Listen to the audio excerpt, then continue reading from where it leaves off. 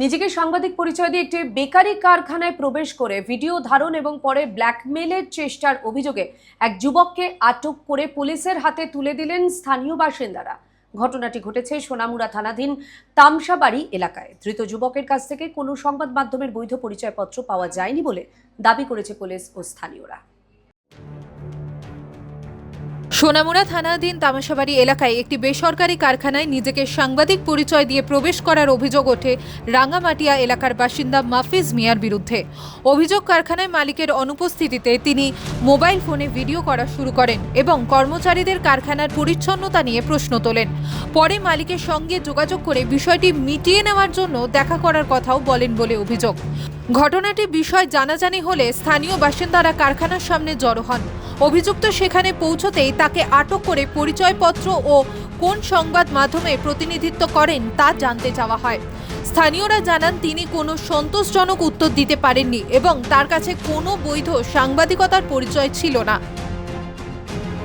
সাংবাদিক তুমি তোমার দপ্তরের যে দপ্তর হইয়া তুমি কাজ করো, নিউজ চ্যানেলের হইয়া নিউজ করো, তুমি ওই দপ্তরে আমাদের একটা তোমার পরিচয়পত্র দেওয়া।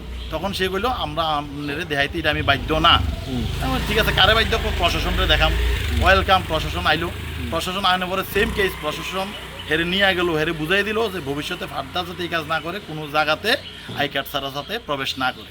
তবে আমরা আপনাদের দৌলতে একটাই মেসেজ, মানে সোনামুড়া না, সারা ত্রিপুরার রাজ্য না, সারা সমগ্র ভারতবর্ষের মানুষকে এই জানানটা দিতে চাই যে ইলেকট্রনিক মিডিয়ার দৌলতে যদি কেউ কোনো কিছুর নিয়ে ব্ল্যাকমেলিং করতে চায়, আপনারা অ্যাটলিস্ট প্রথমে ওনার পরিচয়, দ্যাট মিন্স আই কার্ড, সাংবাদিকতার পেশার সাথে যুক্ত হলে তাদের দপ্তরে নিশ্চয়ই একটা কার্ড থাকবে, ওই পরিচয়পত্র আপনারা দেখে নেবেন।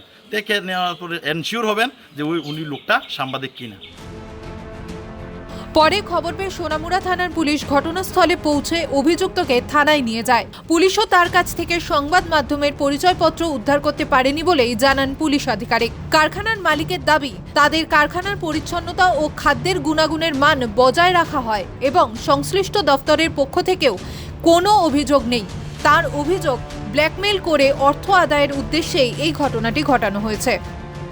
দোকান আসলো, এই দোকানের ভিতরে গেছে, গিয়ে সেটা আবার হ্যান থেকে আমার নাম্বার লইছে, নাম্বার লয়ে ফোন করছে। পরে তারা আমি বারবার ফোন করতে, প্রায় 20-25 বার ফোন করতে ফোন ধরে না, ফোন বিজিকে রাখছে, ফোন বিজিকে রাখছে। এরপরে সারছে, এরপরে আবার এই জায়গাটা আমরা পাড়ার একটা ছেলে লয়ে আবার আইতেছে পরে তারা ডাক দিবি ক্লাবের সামনে ডাক দিয়েছে। তারা সব কিছু জিজ্ঞেস করলাম কি পরিচয়পত্র কিছু দেখাইতে পারে না। সে কে? সে সাহেব কিছু সে রিপোর্টার, আমরা কিছু রিপোর্টার। এরপর যে রিপোর্টারের কোনো পরিচয় দিতে পারে না। এর নাম কি জানা গেছে? এর নাম হচ্ছে মফিজ। অন্যদিকে স্থানীয় বাসিন্দাদের একাংশ বলছেন, এ ধরনের ভুয়ো পরিচয় ব্যবহারকারীদের কারণে প্রকৃত সাংবাদিকদের ভাবমূর্তি ক্ষুণ্ণ হচ্ছে। ঘটনাটি সুষ্ঠু তদন্ত করে প্রয়োজনীয় আইনানুগ ব্যবস্থা নেওয়ার দাবি জানিয়েছেন স্থানীয়রা। ত্রিপুরা থেকে দেবাশিস বোসের রিপোর্ট, সিএন ত্রিপুরা।